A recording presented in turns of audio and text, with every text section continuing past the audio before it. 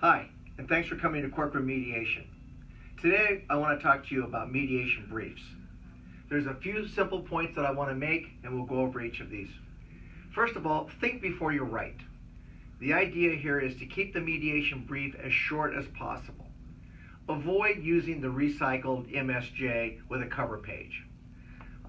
In the brief, I want you to set forth the facts, and if necessary, because it's perhaps a more complicated legal issue, set forth the legal basis. But remember, most of the mediators you're going to deal with are seasoned attorneys or judges, and they're going to know what the legal basis is for the claim.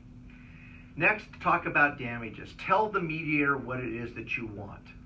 In a bodily injury case, as a plaintiff, you're going to talk about your cost to be reimbursed, the reimbursable medical specials to whomever they go to, the net recovery to the client, what the client's looking for to put in their bank account, and of course attorney's fees. We put that together, that identifies what we're looking for, and you're going to tell the mediator that. Anticipate whatever additional work might be done. If you have additional things that have to be done, we've got X number of depositions, then later we'll have experts' depositions. Identify what those are in the brief. Identify any upcoming litigation events, perhaps a settlement conference or motions that are going to be heard, defense medical examinations, things of that nature. The next thing we'd like to do is to talk about the settlement discussions and suggest any possible solutions that you might have to resolving this case.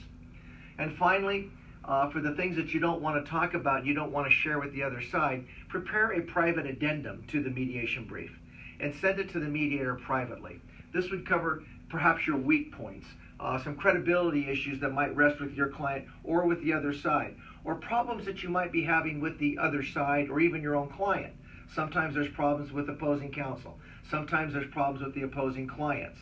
Sometimes you have problems in your own camp and you need the mediator to be aware of those so that those can be addressed during the process.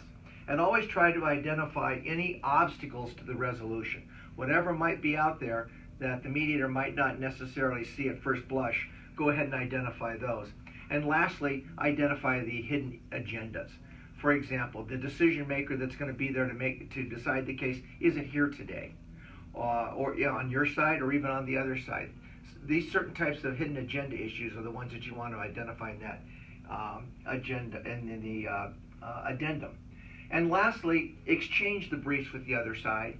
Do it perhaps 2 weeks in advance. Why do I suggest that you exchange the briefs? Think of it this way.